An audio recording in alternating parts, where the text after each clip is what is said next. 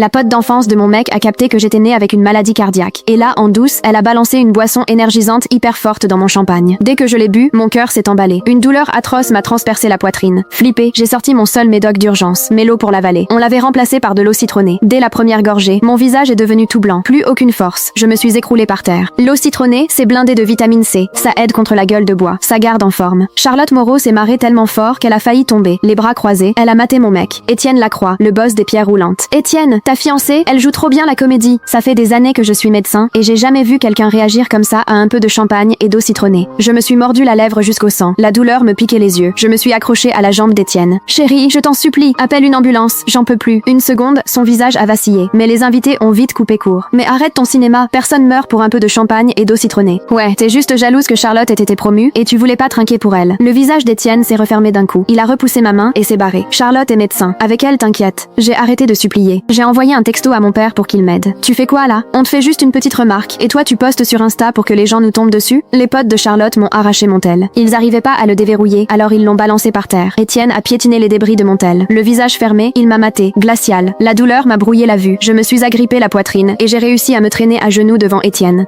J'ai rien fait, Étienne. Je suis née avec un problème au cœur. Je crois que je fais une crise. S'il te plaît, appelle une ambulance. Étienne a fini par capter qu'un truc clochait. Il a froncé les sourcils. Mais avant qu'il bouge, Charlotte l'a tiré à l'écart. Étienne, ta fiancée, aucun respect. Tout le monde est venu fêter ma promo. Et elle, jalouse, elle essaye de tout gâcher. Je savais qu'Amélie me kiffait pas. Je l'ai invitée pour qu'on arrange les choses, mais ça lui a pas plu. Là, elle montre à tout le monde à quel point elle peut être méchante. Étienne, si j'avais su, je t'aurais invité toi tout seul. Elle m'a lancé un regard de mépris. T'es vraiment doué pour faire semblant, hein? Ce talent-là, tu devrais le garder pour le ciné. Au lieu de comploter et de tout pourrir. Je respirais de plus en plus mal. J'entendais mon propre souffle qui sifflait, comme un poids énorme sur ma poitrine, qui m'écrasait le dernier filet d'air. Étienne et Charlotte ont grandi ensemble. Ils avaient leur petit cercle à eux. Quand on s'est mis ensemble, Étienne était tellement pris par les affaires de la mafia et par nous deux qu'il voyait beaucoup moins ses potes. Ça, Charlotte, ça lui plaisait pas. Elle débarquait souvent sans prévenir quand Étienne et moi on sortait. J'en ai parlé plusieurs fois à Étienne, mais il l'a jamais pris au sérieux. Charlotte, c'est comme ma sœur, te prends pas la tête avec ça. Et là, Charlotte en a rajouté. Amélie, je suis juste là pour aider les copains à voir si t'es faite pour Étienne. Il t'a déjà accordé pas mal de temps, sois pas si gourmande. En gros, Charlotte me faisait comprendre un truc. Si je kiffais Étienne, je devais accepter tous ses potes. Charlotte comprise. Et même quand c'était censé être mon rencard avec Étienne, on finissait toujours par faire ce que Charlotte voulait. On mangeait ce qu'elle voulait. On matait les films qu'elle voulait. Au final, à tous mes rencarts avec Étienne, je me retrouvais à traîner derrière lui et Charlotte. Et si je montrais la moindre frustration, Charlotte se payait ma tête. Soi-disant, j'étais mesquine et jalouse. Et Étienne, du coup, il perdait de plus en plus patience avec moi. Je suis revenue au présent. Charlotte a maté ma tête de douleur et a haussé les sourcils, l'air méga fière d'elle. J'ai capté, Amélie, t'es tellement habituée au projo que t'as toujours besoin de voler la vedette, hein? Aujourd'hui, c'est moi la star. Et comme personne t'applaudit comme tes fans, tu nous fais ton cinéma juste pour qu'on te regarde. Tous